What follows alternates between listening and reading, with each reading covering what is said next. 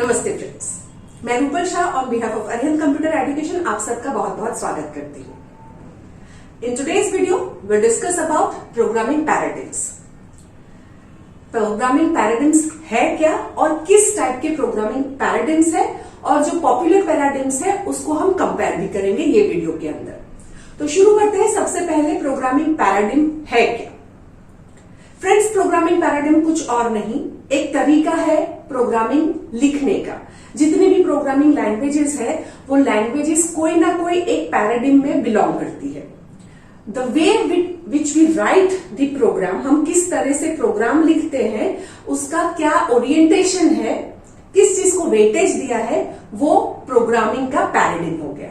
वैसे तो फ्रेंड्स बहुत सारे पैराडिग्म्स है, लेकिन जो मोस्ट पॉपुलर पैराडिग्म्स है, कॉमनली यूज्ड पैराडिग्म्स है, वो है imperative programming, procedural programming, declarative programming and object oriented programming. Imperative मतलब हम उसके अंदर डिटेल में मशीन को बताते हैं स्टेप बाय स्टेप क्या उसको अचीव करना है, लेकिन डिटेल में। सो दैट इज इंपेरेटिव। फिर होता है प्रोसीजरल प्रोग्रामिंग। प्रोसीजरल प्रोग्रामिंग में जो हमने इंपेरेटिव में बताया वो चीज हमको प्रोसीजर में बताना है। मतलब हम हमारे पूरे प्रोग्राम को प्रोसीजर्स एंड सब प्रोसीजर्स में डिवाइड करते हैं। मतलब फंक्शंस में और सब फंक्शंस में हम पूरा अपना जो एप्लीकेशन है उसको डिवाइड करते हैं, वो प्रोसीजरल प्रोग्रामिंग। फिर होता है डिक्लेरेटिव प्रोग्रामिंग। तो डिक्लेरेटिव प्रोग्रामिंग मतलब जिसके अंदर हम खाली डिक्लेयर करते हैं कि हमको ये चीज अचीव करनी है, व्हाट वी वांट, हमको क्या अचीव करना है।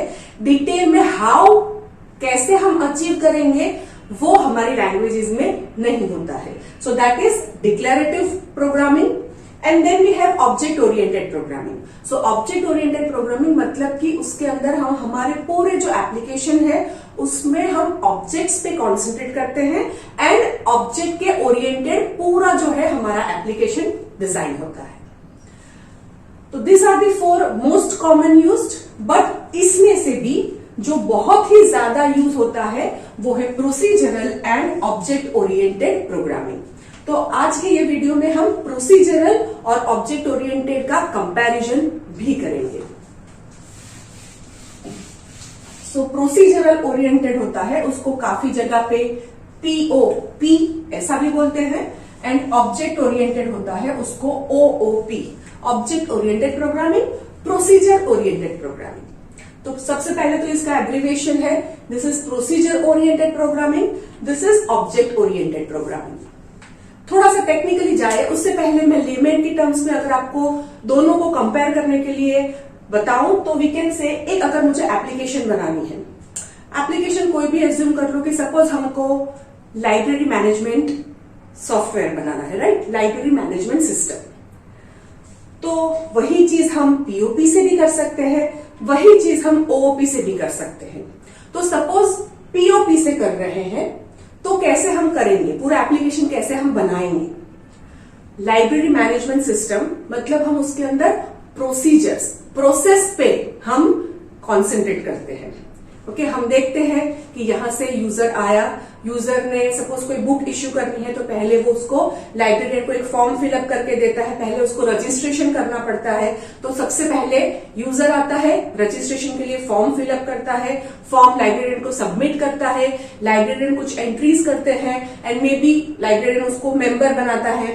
देन वो यूजर को बुक इश्यू करनी है तो वो बुक को सर्च करेंगे, अगर ऑनलाइन है एंट्री तो ऑनलाइन से सर्च करेंगे, नहीं तो फिजिकली जाकर बुक सर्च करेंगे कि उनको कौन सी बुक इश्यू करवानी है। सो बुक सर्च कर ली, बुक आइडेंटिफाई कर ली, उसके बाद वो बुक वहां से लेते हैं, then they give to librarian, और फिर लाइब्रेरियन कुछ एंट्रीज करके वो बुक इश्यू जो करने के लिए दी गई है वो मेंबर को दे देते हैं। सो ये पूरा प्रोसेस है। तो पूरा का पूरा जो है वो प्रोसीजर ओरिएंटेड, मतलब स्टेप बाय स्टेप मेथड्स है ना, स्टेप बाय स्टेप देखते हैं कि हम क्या क्या अचीव कर रहे हैं, क्या क्या स्टेप्स कर रहे हैं, उससे क्या टास्क अचीव हो रहा है। तो वो हुआ procedure oriented programming. On the contrast यही चीज अगर मुझे ओओपी से करनी है, लाइब्रेरी मैनेजमेंट का ही मुझे सॉफ्टवेयर बनाना है, लेकिन ऑब्जेक्ट ओरिएंटेड का अप्रोच फॉलो करना है, तो हम कैसे करेंगे, हम सबसे पहले देखेंगे कि लाइब्रेरी मैनेजमेंट सिस्टम है तो यहां पर कौन कौन से ऑब्जेक्ट्स हैं जो इन्वॉल्व होते हैं। जिनको ऑब्जेक्ट नहीं पता है कि होता क्या है, तो अभी हम उसका टेक्निकलिटी नहीं देख रहे। ऑब्जेक्ट मतलब जैसे नॉर्मल इंग्लिश टर्मिनोलॉजी में what do understand by object? Object is anything that exist. Reality में जो भी चीज है ना, जो भी थिंग एग्जिस्ट करता है उसको हम ऑब्जेक्ट बोलते हैं। I am an object, this duster is an object, this pen is an object, this whiteboard is also an object। तो ऐसे हम देखते हैं कि अगर मुझे लाइब्रेरी मैनेजमेंट सिस्टम बनानी है तो वो सिस्टम के अंदर क्या क्या ऑब्जेक्ट्स है जो इन्वॉल्व है, क्या क्या चीजें हैं। चीजें लिविंग भी हो सकती है, नॉन लिविंग भी। ऑब्जेक्ट्स की अगर हम बात करें तो ऑब्जेक्ट लिविंग भी होते हैं, नॉन लिविंग थिंग भी हो सकते हैं। तो हम देखते हैं कि अच्छा यहां पर लाइब्रेरियन जैसा एक अलग ऑब्जेक्ट है जिसका बिहेवियर थोड़ा अलग जाता है, मेंबर है जिसका बिहेवियर अलग जाता है, बुक्स है, बुक भी ऑब्जेक्ट है तो बुक का बिहेवियर अलग जाता है। तो ऐसे हम आइडेंटिफाई कर लेते हैं कि भाई मेरा ये सॉफ्टवेयर में इतने इतने ऑब्जेक्ट्स, अलग अलग तरीके के ऑब्जेक्ट्स हैं जो हमको यूज करने हैं। फिर एक एक ऑब्जेक्ट को ले लिया और उसको डिटेल में स्टडी करते हैं। सबसे पहले जैसे बुक ले लिया तो स्टडी क्या करना है कि भाई बुक की कौन कौन सी प्रॉपर्टीज है जो हमको काम की है और बुक का क्या क्या बिहेवियर है जो हमारे एप्लीकेशन में चाहिए। जैसे बुक की बहुत सारी चीजें हो सकती है, लेकिन लाइब्रेरी मैनेजमेंट सिस्टम के अंदर बुक का हमको चाहिए होगा बुक का ऑथर कौन है, कौन से सब्जेक्ट के लिए ये बुक लिखी गई है, फिर कौन से पब्लिशर में लिखी है, कब हमने परचेज की थी, उसकी प्राइस क्या थी, राइट। ये सारी प्रॉपर्टीज है बुक की। और बुक का बिहेवियर अगर हम देखें तो बुक हम इश्यू कर सकते हैं, बुक को हम रिटर्न कर सकते हैं, राइट। बुक को हम परचेज कर सकते हैं, नया बुक आ सकता है लाइब्रेरी में, और बुक को हम डिस्कार्ड भी कर सकते हैं। तो ये हो गया बुक का बिहेवियर।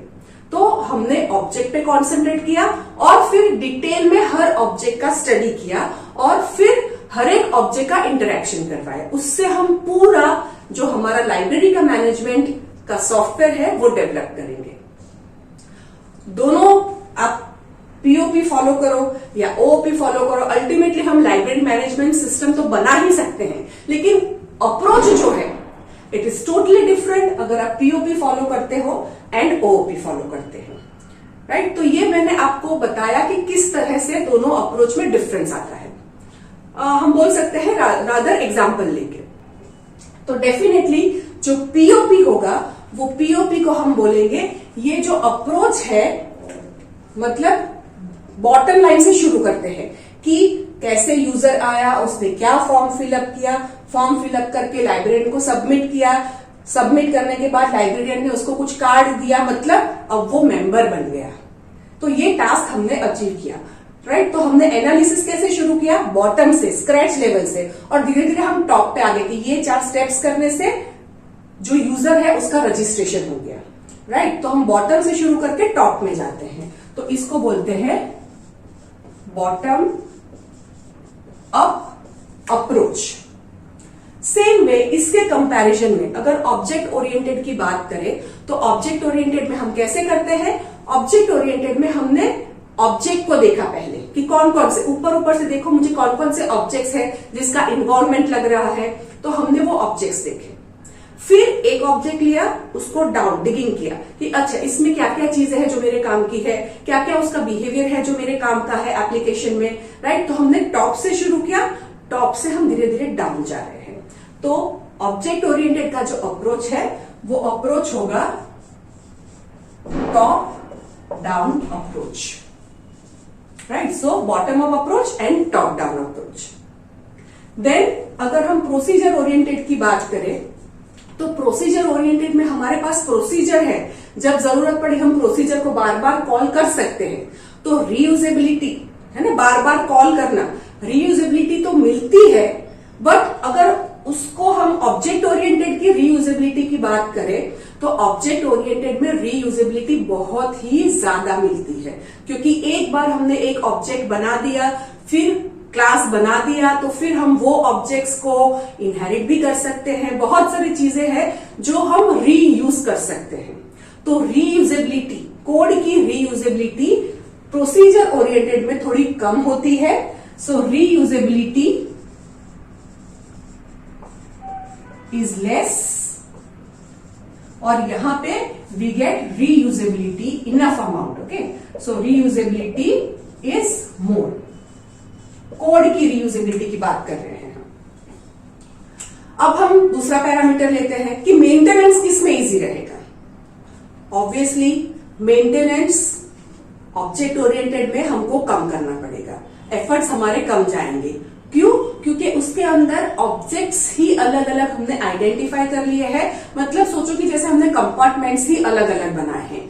बुक का कुछ भी नया एट्रीब्यूट आया, या मेंबर का कुछ नया एट्रीब्यूट आया, या मेंबर का कोई बिहेवियर में चेंज हुआ, तो जाके खाली मेंबर के ऑब्जेक्ट में ही हमको चेंज करना है.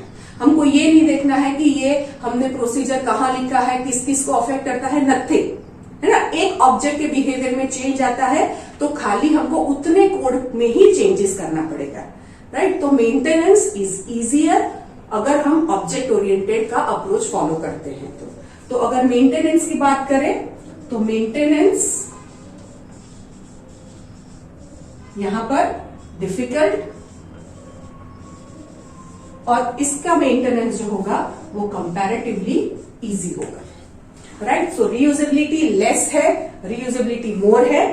मेंटेनेंस की बात करें तो प्रोसीजर ओरिएंटेड जो है वो डिफिकल्ट है, एंड जो ऑब्जेक्ट ओरिएंटेड है वो इजी है. अगर हम ऑब्जेक्ट ओरिएंटेड की बात करें तो देयर आर सर्टेन कंसेप्ट्स जो हमको ऑब्जेक्ट ओरिएंटेड में मिलते हैं, जैसे इनहेरिटेंस हुआ, पॉलीमॉर्फिज्म हुआ, एनकैप्सुलेशन हुआ. वो सारे ऑब्जेक्ट ओरिएंटेड अप्रोच में हमको मिलते हैं. वेरेज प्रोसीजर ओरिएंटेड में हम इनहेरिटेंस जैसा कोई कंसेप्ट नहीं, पॉलीमॉर्फिज्म जैसा कोई कंसेप्ट नहीं, राइट. तो हम बोल सकते हैं नो ओओ कंसेप्ट. कौन कौन से ओओ कंसेप्ट की हम बात करते हैं? इनहेरिटेंस नहीं मिलता है, पॉलीमॉर्फिज्म नहीं मिलता है, एनकैप्सुलेशन नहीं मिलता है. वेरेज अगर हम ऑब्जेक्ट ओरिएंटेड अप्रोच फॉलो करते हैं तो ये ओ के कंसेप्ट है, ऑब्जेक्ट ओरिएंटेड के कंसेप्ट है कि भाई इनहेरिट कर लो, या पॉलीमॉर्फिक बिहेवियर फॉलो करो, या एनकैप्सुलेशन अचीव करो. तो ये सारे ओओपी के कंसेप्ट के जो भी एडवांटेजेस हैं वो हमको डेफिनेटली यहां पर मिलने वाले हैं, राइट. तो ये बेसिक डिफरेंस है कि हमको यहाँ पर ओ के जो कंसेप्ट है उसके एडवांटेजेस ओओपी प्रोग्रामिंग में मिलेंगे, प्रोसीजर ओरिएंटेड में वो हमको नहीं मिलेगा. अगर हम स्पीड की बात करें तो हो सकता है procedure oriented will be comparatively, execution speed की बात करें तो speed wise this can be faster as compare to this can be slower.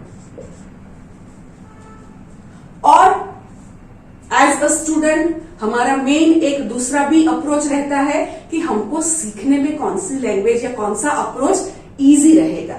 तो हम बोल सकते हैं कि जो प्रोसीजर ओरिएंटेड है इट इज लर्निंग कर्व. अगर हम इसकी बात करें तो जो लर्निंग है it is easy as compare to object oriented. Object oriented का जो लर्निंग कर्व है थोड़ा सा स्टीप जाता है, थोड़ा सा, but all the advantages that you are getting using object oriented उसके सामने ये जो लर्निंग कर्व है वो बहुत ज्यादा मैटर नहीं करता है. बहुत सारी प्रोग्रामिंग लैंग्वेजेस है आजकल जो नई आ रही है, they are following the object oriented approach only.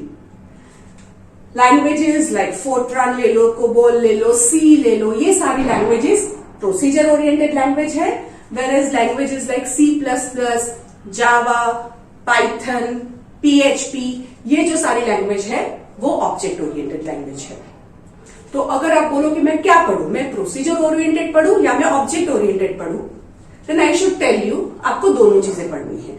As a student when you are learning, आपको लर्न करना है तो आपको प्रोसीजर ओरिएंटेड से शुरू करना चाहिए, बिकॉज उसका लर्निंग कर्व है वो इजी रहेगा, फास्ट आप सीख सकते हो, एग्जीक्यूशन भी फास्ट हो सकता है. लेकिन जो we can say market wise अगर हम देखें तो कौन सा ऐसा अप्रोच है जो ज्यादा चलेगा, जिससे डेवलपमेंट फास्ट होगा, डेवलपमेंट स्मार्ट होगा, ओके, मेंटेनेंस इसका कम होगा, तो that is nothing.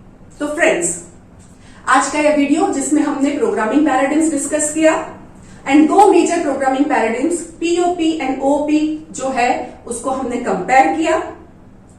I would definitely like to know आपको कैसा लगा ये वीडियो। कमेंट सेक्शन के अंदर कमेंट करना मत भूलना। Thank you for watching this video. Have a nice day. Happy coding.